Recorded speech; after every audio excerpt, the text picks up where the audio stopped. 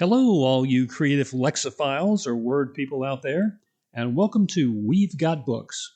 This is Jim Yarbrough welcoming you from North Texas, where it gets super hot and stays that way forever, or at least for 9 months, but the heat is soothed with tall glasses of iced tea, ruby red watermelon, and good manners. My colleagues Anne Green, Lana Newman Kruse, and I happily invite you to join us here at We've Got Books, where we'll feature a large variety of genres to intrigue, entertain, and stretch your imagination. Stay tuned because we definitely have a book for you. Hi, I'm Anne Green. Hello, I'm Lana Newman Kruse. It is our pleasure to feature guest authors and their books, along with our own books. We promise to delight you with great Christian fiction. You can find all the books mentioned here on Amazon.com. And now Anne Green and I are ready to interview our colleague, friend, and fellow author, Lana Newman Kruse, and discuss two of her novellas and her Christian fiction book, Broken Cups Hold Love. Grab your favorite drink and sit back and enjoy this rousing ride into the literary world. Thank you, Jim. Lana, let's begin by letting our listeners get to know you better. As writers, we have to do a lot of sitting at a computer. Do you find time to exercise? Yes, I do, but very reluctantly. I'm not fond of exercise, but I stretch for about 30 minutes every single day and walk and dance 3 times a week for 55 to 60 minutes each time. I hear you. Staying healthy is not easy, is it? I'm right there with you, Lana. I've known you for about 10 years and known you pretty well. But tell me something I don't know about you. Oh, let's see. Now remember, I come from a flamboyant family, so get ready. Well, I see letters and words and numbers in color, and those colors can make me like or dislike the word or number. Yes, I know what you mean. I'm actually familiar with this condition, and actually, I wish I had it. Really, Anne?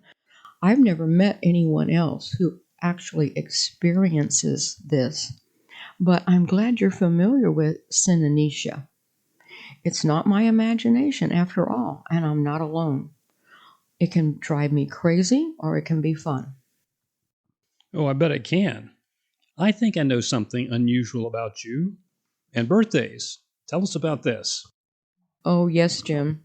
I love birthdays, mine and everybody else's.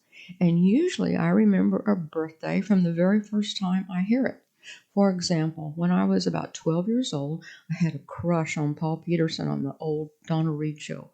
I still remember Paul's birthday as September 23rd. I don't remember years though, but think his birth year is 1945. And besides knowing all my family and friends' birthdays, I know my husband's 9 siblings and his parents' birthdays.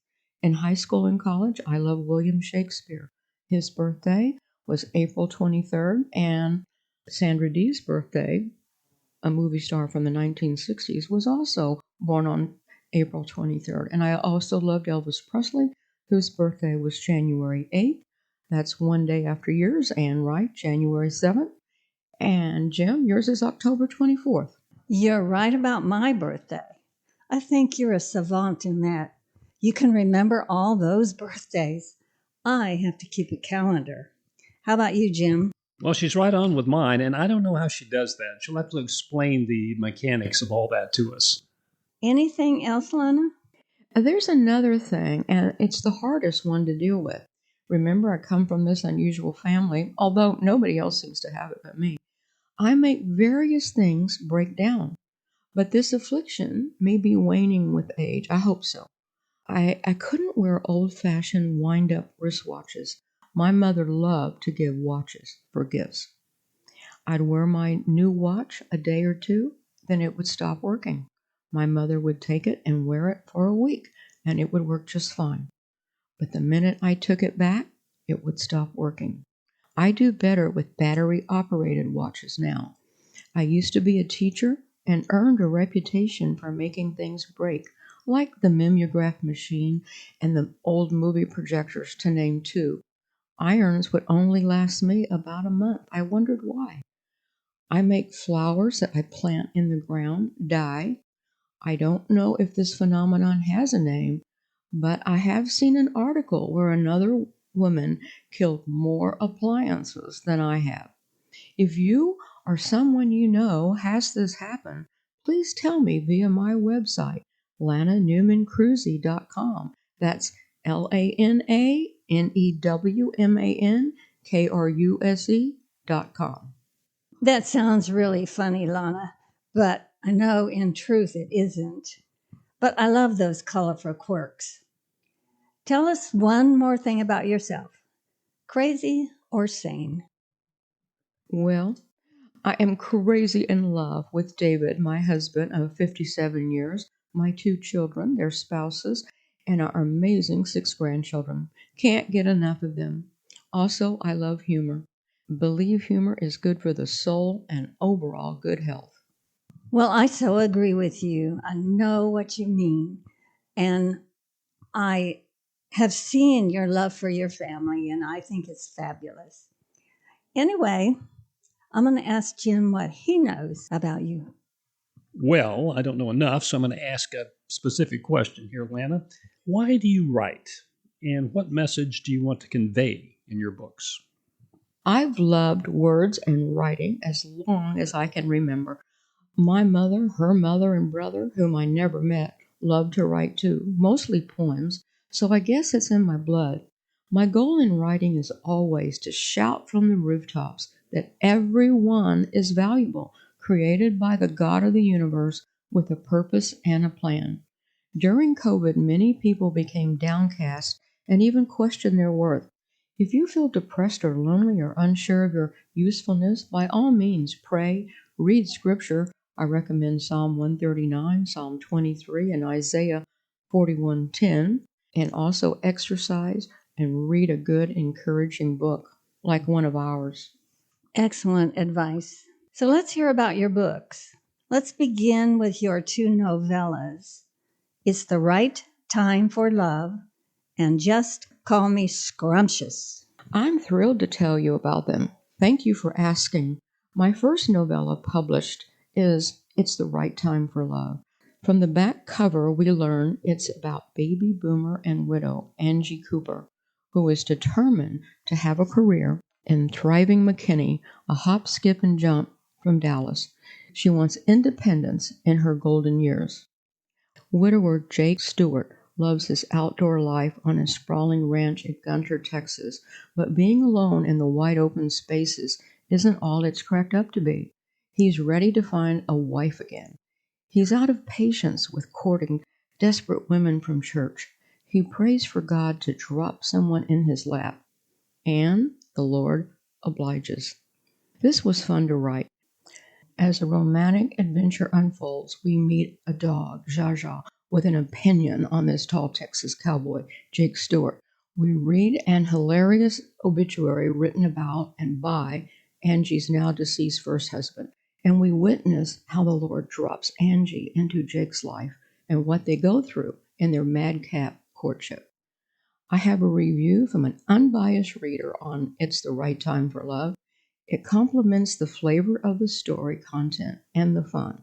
A reader named Carol wrote, "This beautifully written book made me want to find love again. The love story inspired hope, optimism, and fun. The author's conversational way of writing made me feel included in the story and with the characters." Love that review. And I agree with it. A short but entertaining read with a great message about finding love again. Please tell us about your second novella, Just Call Me Scrumptious. My second novella, as you mentioned, Just Call Me Scrumptious, is a romantic comedy, also about finding love the second time around. And this time there are two couples. One couple is in their 80s and 90s who happily demonstrate that we don't have to get too old to love and have fun. One reviewer wrote that Aunt Hildy, the one in her 90s, was a hoot. May we all have such descriptions spoken about us in our advanced age. A summary from the back cover of Just Call Me Scrumptious reads, when beautiful redhead Mary Crispus, yep, that's really her name, meets her ideal man, Rob Madison, at her favorite Tampa restaurant, her heart dances momentarily. Quickly, she decides this masculine masterpiece cannot be as perfect as he seems. But this is the restaurant touting the romantic legend promising marriage when a couple meets here. Just a legend, right? Maybe not. This novella embraces romance wrapped in comedy, but still with a Christian message of love, everyone's value, and second chances. I'd like to read a review from Myra on Just Call Me Scrumptious. Don't read this book review if you don't want to be thoroughly entertained. It's guaranteed. This book is a delightful read. From finding out the reason for this unusual title, to the things that made you laugh out loud, to the serious road that leads to romance, you can't wait to find out what happens next. As usual, when you finish reading one of Lana Newman Kruse's books, you want more. I heartily recommend this book. The satisfaction is guaranteed. I appreciate these loving reviews. All my books emit the message of everyone's value, and I think these reviews confirm that message as well as the entertainment of the stories. Oh, I agree, Lana. Now let's talk about your women's fiction novel, Broken Cups Hold Love. Does this book have the message you just mentioned? Absolutely, Jim, it does. Plus the value and beauty of female friendship. Jim, do you know what a streaking Christian is? This sounds like a trick question. A streaking Christian. I can't say that I do, Lana. It's a Christian who wears the helmet of salvation and nothing else. Okay, I can guess, but tell us exactly what you mean. The helmet of salvation is putting on Christ, meaning the person is saved, but if he doesn't wear the whole armor, he can be a stagnant, non working, and defeated Christian. In Broken Cup Hold Love, the four lady friends enjoy life together for sure, but they work hard to lift each other up, help with serious problems encountered by the friends and others they know. They help a teenager who loses her parents, a friend with a wayward husband. They love a friend who gives up her baby for adoption while exhibiting forgiveness and non judgment about that decision. And they uplift a friend who finds herself in the grip of alcoholism. They fight back against the enemy, love lavishly, but sometimes imperfectly, but with the strength of the Holy Spirit. Well, those are interesting and very important points, Lana. Thanks for sharing. Could you please describe this poignant novel, Broken Cups Hold Love, from the back cover blurb perspective? I'd be happy to. Here goes. Four canasta-playing friends from the greatest generation mold baby boomers with their tales of wobbly marriages, a world war, a soldier's love story, a polio epidemic, a straying from the faith, and more. The four pals embrace poignant moments and douse life with humor and lavish love. Broken Cups Hold Love demonstrates the power of friendship and that every life is valuable, no matter how it's lived, because a holy God created and breathed life into each flawed person. Broken lives teach valuable, hard lessons. This is a story I want to tell and hope all of you out there will enjoy this book and benefit from reading it. Here is a review from a reader I actually met. She writes, I love Broken Cups Hold Love. That one was my favorite. I love the humor that you add. Though it was a touching book with strong Christian messages, the reader can imagine the people vividly because they use such vibrant Southern Texas speech. Not to mention, the ladies are just a teeny bit crazy in a nice way. It has a designing women meets Walton's feel, sassy and funny, yet loving and warm. This review captures a lot of what I hope people would see and enjoy. Well, Lana, you've given all of us gracious, rousing, and enjoyable looks at your three books. Is there anything else you want to say? Yes, I want our readers to know Just Call Me Scrumptious is repeated in an anthology entitled Triple Trouble, Three Hilarious Tales of Love's Almost Lost, including novellas written by these two wonderful friends right here and fellow authors Anne Green and James Yarbrough. So check out this amazing 3-in-1 deal on Amazon.com. Before we say goodbye, what is the one piece of advice you'd give a new or aspiring writer? By all means, I feel the number one ingredient in writing books worthy of publication, besides having good ideas for stories, is to have a credible, capable critique group. And that means, too, you must be willing to take constructive criticism. It's imperative to get other eyes and ears to review your work. You'll be shocked at how many ways a reader can interpret your words. You'll learn to construct sentences in a clearer, more succinct language.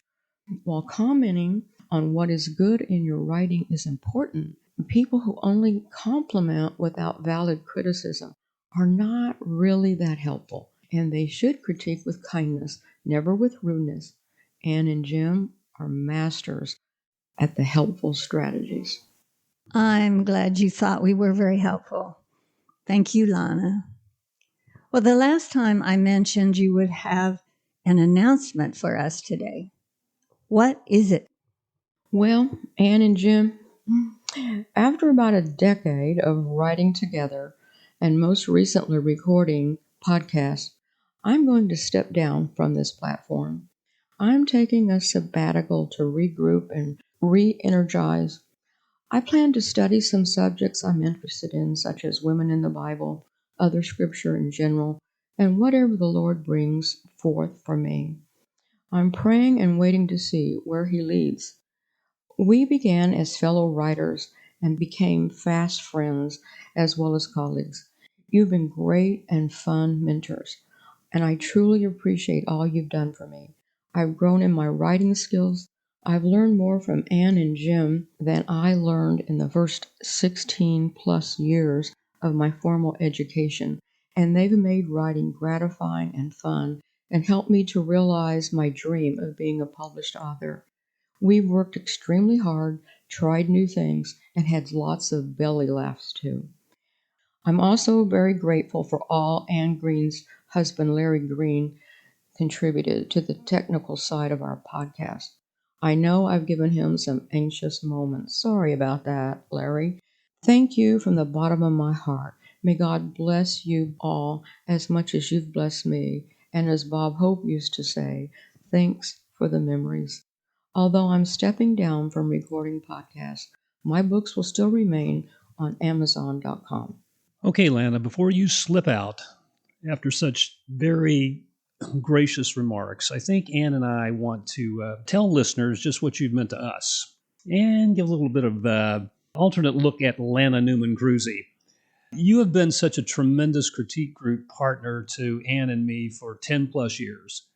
I know I've learned a lot from you and so appreciate all your efforts to teach me how to be a better writer. Your sense of humor, your patience, your expertise, and how your faith animates your actions are features I think both of us have really so appreciated about you. I believe after such a long time, we as a critique group have really gotten to know how each other thinks because we have spent so much time analyzing each other's way of expressing ourselves through writing. The manner we design plots, create characters, generate sentences, and gravitate toward various words have all been revealed over the last 10 years. I think 5 years from now, we could probably complete each other's sentences in mid-conversation. And how about all the fun we've had in our writing? You've mentioned that. I remember at times laughing so hard, tears came to my eyes as one of us was struggling to find a fresh new synonym for a too often used word like walk or look. How many different words can you express with walk or look? Not enough, as it turns out. Or remember our brainstorming about the title of our joint book, Triple Trouble, Three Hilarious Tales of Love Almost Lost? Did you keep a list of all those weird titles we conjured up? Or you asking my opinion of how a male character would act in a scene you were writing? or me debating with you about how a female character should act in a scene I was writing, like I knew. And then, Lana, there was one of your proposed details in a novella of something a married couple invariably did each Tuesday. Remember that? Anne and I cackled. Anne and I cackled for a long time hearing you explain that one. I'll just not elaborate for now and leave that in the minds of our dear readers. You'll just have to consider that one of the many mysteries Lana Newman Kruse has yet to reveal to you. Lana, Ann and I don't consider your departure a goodbye. We're interpreting it as I'm taking a break before coming back and knocking everyone's socks off with new writing material. So until then, in the sometimes seemingly immortal words of Roy Rogers and Dale Evans, happy trails to you till we meet again. Well, I haven't heard you sing that song. Oh, and Jim, thank you for expressing our thoughts about Lana. You've been such a good friend and a helpful writer, and we really are not saying goodbye. We are saying so long, and we expect you to come back. So, anything else that anyone wants to say? Well, we could probably continue this podcast for about 2 or 3 more hours, but we'll probably have to sign off now. And just want to remind you that to find one of Lana's entertaining books, go to Amazon.com and look up her name, Lana Newman Kruse, Kruse. Look for It's the Right Time for Love, Just Call Me Scrumptious, Broken Cups Hold Love, and the anthology Triple Trouble, 3 Hilarious Tales of Love Almost Lost. You'll be glad you took the time to do that. Once again, our time has flown by, so we must say goodbye from deep in the heart of Texas, and hope you've enjoyed your time with us as much as we've enjoyed having you. Join us next time when we interview author Sherry Schindler and hear about her book, Texas Forsaken. I'm Jim Yarbrough with Ann Green and Lana Newman Kruse saying goodbye for now, and read a good book for edification or for laugh-out-loud entertainment, and to keep those brain cells active. Keep exploring the world through reading, and we hope you'll choose one of our fabulous books from We've Got Books. See you next time.